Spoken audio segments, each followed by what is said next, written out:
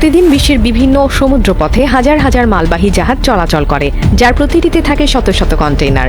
এই কন্টেইনারগুলোতে লোড থাকে বিলাসবহুল গাড়ি, দামি ইলেকট্রনিক পণ্য, পোশাক, ওষুধ, খাবার, এমনকি অস্ত্র পর্যন্ত। কিন্তু আপনি কি জানেন, প্রতি বছর গড়ে প্রায় 1500 থেকে 3000 কন্টেইনার সমুদ্রের বুকে পড়ে যায়। আর এই কন্টেইনার পড়ে গেলে সেটি কার, কে এর মালিক হয়? একটি কন্টেইনার যখন জাহাজ থেকে পড়ে যায় তখন সেটিকে সাধারণত উদ্ধার করার কোনো প্রচেষ্টা চালানো হয় না, কারণ একদিকে উদ্ধার প্রক্রিয়া অত্যন্ত ব্যয়বহুল, অন্যদিকে তা সময় সাপেক্ষ।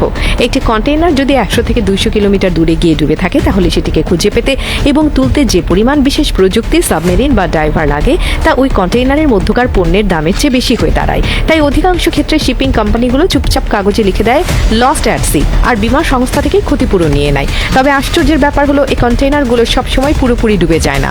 অনেক কন্টেইনার অর্ধডুবন্ত অবস্থায় দীর্ঘ সময় ধরে সাগরে ভেসে থাকে, আর সেখান থেকেই শুরু হয় এক অদ্ভুত দখল যুদ্ধ।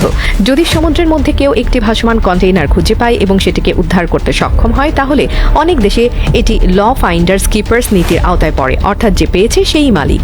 যেমনটি এই ভিডিওতে দেখা যাচ্ছে, এক ব্যক্তি সমুদ্রের মাঝখানে শতাধিক কন্টেইনার পেয়েছে এবং সেটি নিজের বোটে তুলে নিচ্ছে।